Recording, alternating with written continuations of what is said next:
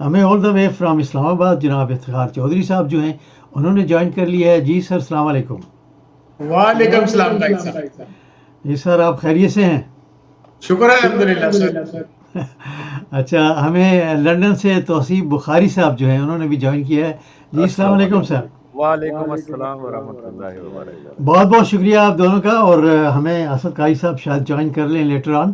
افتخار بھائی یہ کیا ہو رہا ہے کہ پاکستان کی قسمت کے فیصلے جو ہیں، عوام کی قسمت کے جو فیصلے ہیں وہ کبھی لندن کبھی دبئی، اور اس بار تو پوری قیادت جو ہے پاکستان مسلم لیگ نون کی وہ دبئی پہنچ گئی ہے. کیسے دیکھتے ہیں کیا کچھ ہونے جا رہا ہے دبئی میں؟ دیکھیں جی، پہلی بات تو ہے کہ 75 سال سے کبھی بھی پاکستان کے جو فیصلے ہیں وہ جمہور نہیں کرتی، یعنی پاکستان کے فیصلے پاکستانی عوام نہیں کرتے. یہ تو شروع سے ہی ایسے ہوتا رہا ہے، جب سے لیاقت علی خان کا مرڈر ہوا تھا اس کے بعد سے لے کر ابھی تک. اب یہ دبئی میں گئے ہیں، یہ موڈ بنایا ہوا ہے اس نے، آصف علی زرداری صاحب نے، باقی بھی لوگ وہاں پہ پہنچے ہوئے ہیں، کیونکہ ان کو ایک چیز ریلائز ہو گئی ہے. میری اطلاعات کے مطابق جو اسٹیبلشمنٹ ہے انہوں نے بلاول زرداری صاحب کے بارے میں یہ بات کہی ہے کہ جناب والے یہ بچہ جو ہے ابھی بہت میچور ہے کہ پرائم منسٹر کا کینڈیڈیٹ کے طور پر، پرائم منسٹر کے طور پر شاید ایک نیوکلیئر کنٹری کے طور پہ وزیر اعظم نہیں آ سکتا. یہ ایک اس کو ریئلائزیشن ہوئی ہے. پھر اس کے بعد مریم صاحب کو بھی ایک جڈی کرائی گئی ہے کہ کیونکہ وہ مریم کو 3-4 جب پچھلے جلسے جو کیے گئے ہیں باوجود اس کے کہ اس کو پوری طرح اسٹیبلشمنٹ سپورٹ کرتی رہی ہے، محسن نقوی اس کو سپورٹ کرتا رہا ہے اور اس کو دوسرے جو سرکاری ذرائع سب دیے گئے، اس کے باوجود وہ چند 100 لوگوں کے علاوہ وہ بندے اکٹھے نہیں کر سکے. اب وہ دھاندلی بھی اگر کرنی ہے تو کس کے لیے اور کتنی دیر تک وہ دھاندلی کرنی ہے. اب مریم جو ہے وہ بلاول چاہ رہا ہے کہ پی ٹی آئی کے ساتھ بھی کوئی معاہدہ کیا جائے، عمران خان کے ساتھ کوئی بیک ڈور چینل چلایا جائے تاکہ پی ٹی آئی کی جو ویو ہے، پی ٹی آئی کا جو ووٹ بینک ہے اس میں سے کوئی کیش کیا جائے. اب ظاہر ہے کہ مریم اور جو دوسرے فیکشن ہیں جس طرح آئی پی پی ہے یا دوسرے جو اس کے ڈیسیڈنٹس ہیں وہ کبھی بھی نہیں چاہیں گے کہ بلاول جو ادھر کو سیٹ لے سکے، اور سب سے بڑی جو مخالف ہوگی وہ مریم نواز. تو اس سلسلے میں جو زرداری صاحب ہیں وہ دبئی پہنچے ہوئے ہیں، ادھر لندن میں ایک علیحدہ میٹنگ ہو رہی ہے. اب ظاہر ہے کہ چند ہفتے رہ گئے ہیں، یہ اگر پارلیمنٹ جو ہے توڑ کیونکہ وہ انٹرسٹڈ ہے کہ یہ پارلیمنٹ جو ہے اس وقت الیکشن کروائے، پارلیمنٹ میں ختم ہو رہی ہے. تو یہ جو آپ بات کر رہے ہیں نا کہ لندن میں فیصلے ہو رہے ہیں اور دوسری جگہ پہ فیصلے ہو رہے ہیں، پہلے امریکہ میں فیصلے ہو رہے تھے، پھر ادھر دبئی میں فیصلے ہو رہے ہیں. تو پہلے بھی لندن پلان بنتا رہا ہے، آج بھی لندن پلان ہے، کوئی دبئی پلان ہے. کبھی آپ نے سنا کہ پاکستان پلان بنا؟ ٹھیک ہے نا. تو یہ ہماری میں نے تو نہیں سنا.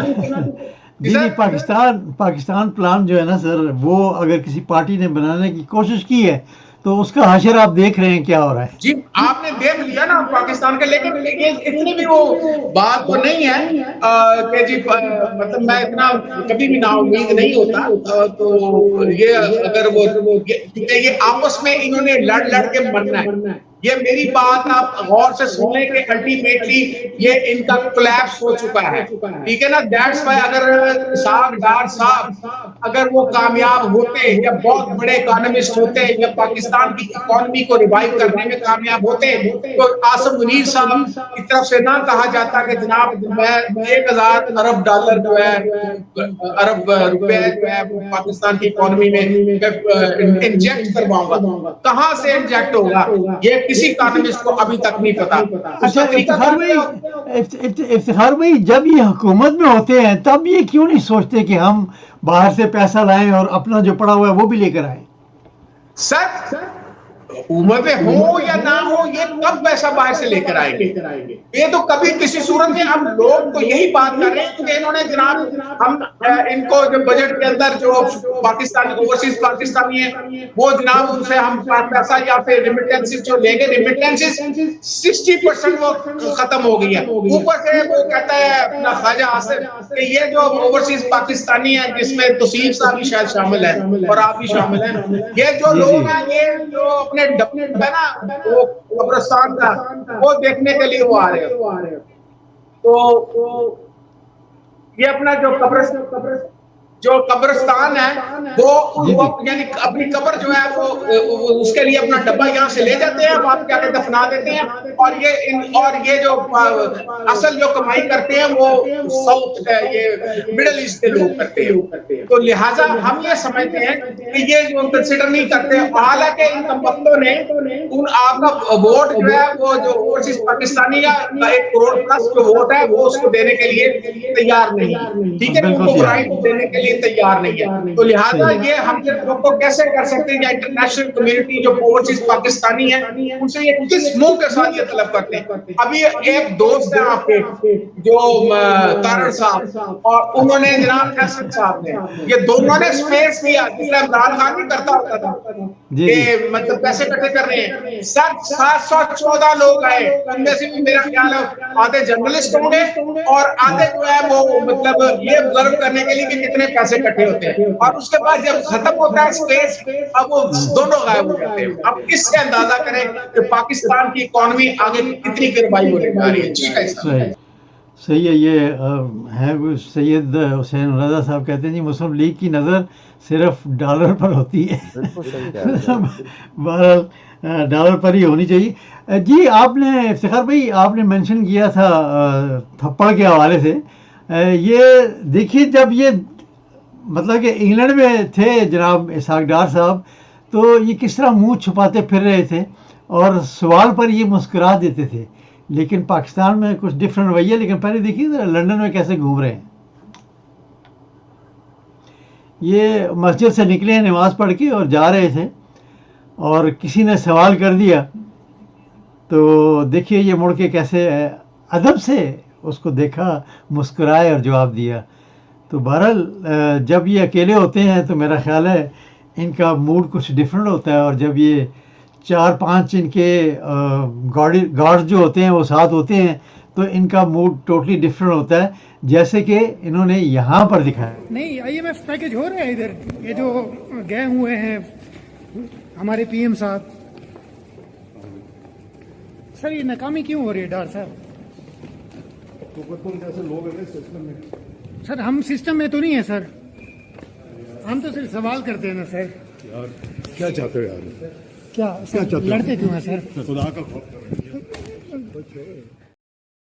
جی اس نے پوچھا یہ ناکامی کیوں ہو رہی ہے ڈار صاحب، تو بجائے اس کو جواب دینے کے پہلے تو انہوں نے کہا کہ جی تم جیسے لوگ جو ہیں ان پر یہ ہے اس وجہ سے ہو رہی ہے۔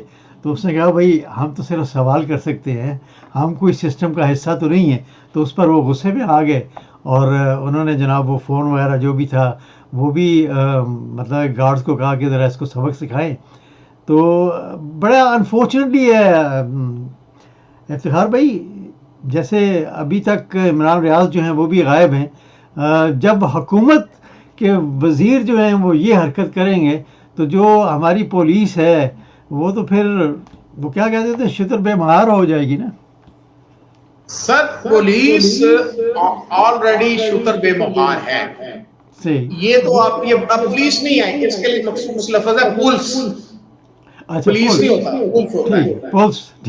پولس ہوتا ہے، یہ پولیس نہیں ہوتی۔ تو یہ جناب آپ یہ لوگوں کو گھروں میں جاتے ہیں، ان کو کھلی چھٹی ہے کہ جس کا گھر توڑنا شروع کر دیں اور جناب سامان اٹھا کے لے جائیں، ٹھیک ہے نا، اور بعد میں جناب اس کو کسی کیس میں ڈال دیں گے کہ آپ کا ٹرائل ہوگا، میں بھی ٹرائل ہوگا، فلاں ہوگا۔ اور اگر آپ یہ اعلان کر دیتے ہیں کہ جناب والا میں PTI کو چھوڑ رہا ہوں، آئندہ سیاست بھی چھوڑ رہا ہوں، تو وہ سارے دہشت گردی کے گناہ معاف ہو جاتے ہیں، ٹھیک ہے نا۔ اور یہی کیس جو PDM بلاول اور مریم یا نواز شریف جو ہے وہ مس کیلکولیٹ کر رہے ہیں اس چیز کو کہ جو اس وقت وکلا جو ہیں وہ باہر نکل آئے ہیں، یا وکلا کو جو ان کی جو آواز ہے جس میں خاص طور پہ نئی قریشی ہے، ربیہ باجوہ ہے، لطیف موسیٰ ہے،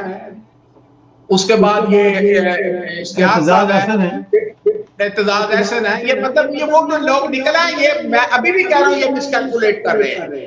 آپ نے دیکھا ہوگا مشرف جی انہوں نے کہا تھا کہ ہم وردی نہیں، ہم اس کی کھال بھی پا رہے ہیں، یہ حامد خان کہتا ہوگا جو ان کے ساتھ ہوتے تھے. اچھا خیر اس میں میں بحث میں نہیں کرتا. ہم یہ انہوں نے یہ کہا ہے کہ جی 7 جو ججز ہیں یہ کل کی جو ان کا ہوا تھا کنونشن یہ کل کی روز ہی ہو رہا ہے. انہوں نے کہا جی 7 سپریم کورٹ کے سینئر موسٹ ججز جو ہیں یہ اس بات کی تحقیق کرائیں کہ پہلے 9 مئی کے واقعات وہ کہہ رہے ہیں کہ جی ہمارے نزدیک یہ ایک آئی واش ہے, یہ ٹریپ ہے پی ٹی آئی کے لیے, اور اس کے بعد یہ سوچیں کہ آپ نے ٹرائل سول میں کرنا ہے یا ملٹری میں کرنا ہے, وہ تو بعد کی باتیں ہیں.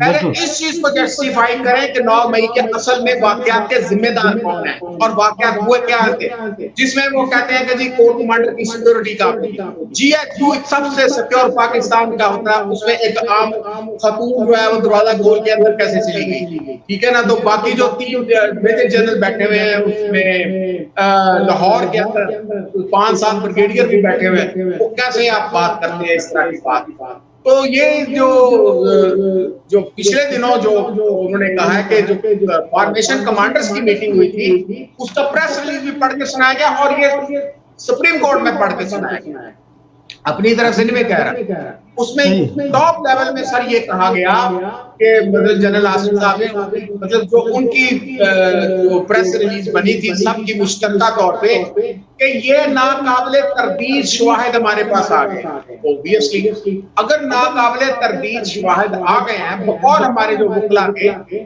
وہ تو نیچے جو کرنل یا بریگیڈیئر جس نے کورٹ مارشل کنڈکٹ کرنا ہے تو وہ اپنے چیف کی ناقابل تردید جو شواہد کی بات ہے اس کو کیسے انکار کریں گے.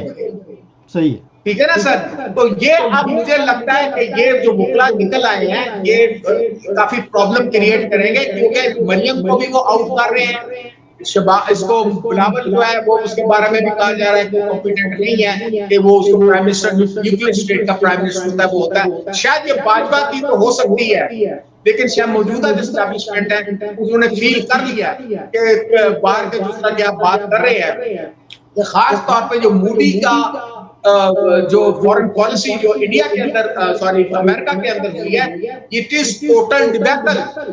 یہ ایک طرح کی فورن پالیسی کا فیلئر ہے. اب فورن پالیسی کا فیلئر کس لحاظ سے ہوتا ہے کہ کیونکہ آپ کی ملٹری اسٹیبلشمنٹ فورن پالیسی چلاتی ہے تو لہذا یہ فیلئر جو ایٹریبیوٹ ہوتا ہے وہ اسٹیبلشمنٹ کی طرف جاتا ہے. تو ہم یہ سمجھتے ہیں کہ یہ جو اس طرح کی جو تشدد کر رہے ہیں, اس طرح آپ نے شہریار افریدی کا نام لیا, بچوں کو اٹھا کے لے جانا, پھر ان کے بھائی کو اٹھا کے لینا, وہ جو ہے مراد صحیح اس کے بھائی کو اٹھا کے لے گئے. آج وہ کہتے ہیں میں عمران خان کا ساتھ چھوڑتا ہوں, مجھے بتائیں وہ دہشت گردی کا الزامات کہاں جاتے ہیں؟ کیا دہشت گردی کے الزامات جو ہیں وہ پی ٹی آئی چھوڑنے سے ختم ہو جاتے ہیں؟ میرے نزدیک چاہے پی ٹی آئی ہو چاہے فضل الرحمان ہو, کوئی بھی دہشت گرد ہے اس کو سپیئر نہیں کرنا چاہیے اس کی پولیٹیکل افیلیشن کی وجہ سے, ٹھیک ہے نا. تو یہ اب مجھے ایک فساد نظر آ رہا ہے فیوچر کے اندر, اور اس میں جو میجر رول ہوتا ہے پولیٹیکل ٹرمائل کے اندر اور عدالت کے اندر وہ وکلا کا ہوتا ہے. جی کیسا صحیح ہے, ٹھیک ہے. توصیف بھائی آپ کیا سمجھتے ہیں, جیسے ڈار صاحب کا رویہ تھا اور میں نے ساتھ پولیس کا بھی ریفرنس دیا, تو افتخار بھائی نے تو پوری ایک سٹوری ان کے سامنے رکھ دی ہے. آپ کیا سمجھتے ہیں؟ ویسے یہاں پر تو سوال ہی نہیں پیدا ہوتا کہ پولیس جو ہے اگر کسی پر الزام ہے تو اسی سے پوچھ گچھ ہوگی, اسی کو گرفتار بھی کیا جائے گا. سر پولیس نہیں, جی افتخار بھی کیا کہہ رہے ہیں آپ؟ پولیس, میں کہا پولیس نہیں پولس. اچھا جی پولس, جی ٹھیک ہے جی. جی توصیف بھائی ساڑی پولیس کا یہی حال ہے جی, ہماری پولیس کا یہی المیہ ہے جی, اور وہ اس لیے ہے کہ افتخار صاحب بالکل ٹھیک کہہ رہے ہیں, وہ اس لیے ہے کہ اس میں ہمارے پاس اکاؤنٹیبلٹی نہیں ہے, عدالتوں کا رول صفر, ججز سوئے ہوئے ہیں. میرے حساب سے تو ججز فوت ہو چکے ہوئے ہیں, انا للہ و انا الیہ راجعون. یہ جو بھی بیٹھے ہیں وردیاں پہن کے, یہ بس ایک شو پیس کی طرح بیٹھے ہیں. صبح آتے ہیں 9 بجے, شام کو 5 بجے گھر چلے جاتے ہیں. عوام کا, مخلوق کا, انصاف کا, قانون کا, پاکستان کا کوئی کام نہیں ہوتا ہے. اگر انہوں نے اپنا وتیرہ ٹھیک رکھا ہوتا, ہماری پولیس بھی اپنے اس میں رہ کے دائرے میں کام کرتی. وہ اس طرح نہیں کرتی, یہ ان کو ڈر خوف ہی نہیں ہے. ہماری عدالتوں کو، ہمارے ججوں کو جاگنا ہوگا. میں سمجھتا ہوں کہ اگر ایک سچا بندہ کر رہا ہے، آپ نے ایک بندے پر 200 سے کیا ہزاروں قسم کے جعلی مقدمات ہو جائیں، اور وہ جس نے قوم کے لیے سب سے زیادہ کام کیا ہو، اس کے اوپر 2000 سے یا 200 جتنے بھی جعلی مقدمات ہوئے، جج سوئے ہوئے ہیں، عدالتیں جاگ نہیں رہی ہیں. بھئی آپ جب تک اکاؤنٹیبلٹی نہیں کریں گے، آپ سزا و جزا کا ایک سسٹم نہیں قائم کریں گے، کوئی ادارہ ٹھیک طریقے سے کام نہیں کرے گا، اس کا ناجائز فائدہ اٹھایا جاتا رہے گا جس طرح اٹھایا جا رہا ہے، اور اسی طرح جو ہے نا منتشر رہیں گے. لیکن توسیع بھائی عدالتیں یہاں پر کیا کریں؟ وہ ضمانتیں دیتی ہیں، باہر نکلتے ہیں، کوئی اور مقدمہ بغیر ان کے علم میں وہ ہو جاتا ہے اور وہ اٹھا کے پھر لے جاتے ہیں. تو بھئی یہ تو عدالتوں کو، اب چیف جسٹس کو سوچنا چاہیے تھا نا. اگر اتنے عرصے سے آپ کی سپریم کورٹ یا جو بھی عدالتیں ہیں، اگر ان میں کوئی فلاز ہیں تو یہ ان کو بہتر کرنے چاہیے تھے. اگر میں ہوتا چیف جسٹس، میں آ کے صرف 9 بجے سے لے کے 5 بجے تک بیٹھتا نہیں کرسی پہ، میں رسمی کاروائیاں نہیں کرتا. میں اس چیز پہ غور کرتا کہ میرے اس ادارے کا سسٹم کیسے ٹھیک ہو سکتا ہے. میں اس پر مجھے لکھنا پڑتا، مجھے اس پہ قانون بنوانے پڑتے، مجھے ایڈوائز کرنا پڑتا. میں ہر اس سٹیک ہولڈر کو جس نے کہا یہ کام ہے، میں اس کو بلاتا، میں اس کو میٹنگ کرتا، میں اس کو ٹیبل پہ بٹھاتا، میں سارے لوگوں سے کام ان کو احساس دلاتا کہ پاکستان کے لیے کر رہے ہیں نا آپ کام، پاکستان کے لیے ہم یہ وردیاں پہنی ہیں، پاکستان کے لیے ہم تنخواہ لے رہے ہیں نا، پاکستان کے مطلب پاکستانیوں کے لیے، تو ہمیں کیا کیا کام کرنے چاہیے، میں وہ آپ کو کر کے دکھاتا. یہ میرا فرض تھا. تو یہ چیف جسٹس کا فرض ہے اپنے ادارے کو ٹھیک چلانا. صحیح ہے، بالکل. دیکھ رہے جیسے عمران ریاض کا کیس ہے، وہ 1.5 مہینے سے اوپر ہو گیا ہے، اور آئی جی صاحب جو ہیں وہ پیش ہوتے ہیں، کوئی نہ کوئی ایک بہانہ بنا دیتے ہیں، اور عدالت کہتی ہے اچھا جی 2 دن کے بعد، ہفتے کے بعد وہ مطلب کہ مقدمہ جو ہے وہ چل رہا ہے، اور عمران نام ریاض کی کا عدالتیں کوئی ہیں سر، پتہ کاغذ نہیں. کی عدالتیں ہیں، نام کی عدالتیں ہیں. یہ ہمارا المیہ ہے. صحیح ہے جی. افتخار